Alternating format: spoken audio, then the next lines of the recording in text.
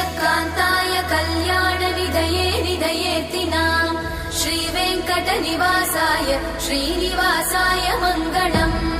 लक्ष्मी सविभ्रमालोकसुभ्रूविभ्रमचक्षुषे चक्षुषे सर्वलोकानां वेङ्कटेशाय मङ्गलम् श्रीवेङ्कटाद्रिशृङ्गाग्रमङ्गलाभरणाङ्गये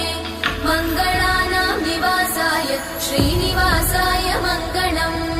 सर्वावयव सौन्दर्य सम्पदा सर्वचेतसां सदा सम्मोहनायास्तु वेङ्कटेशाय मङ्गलम्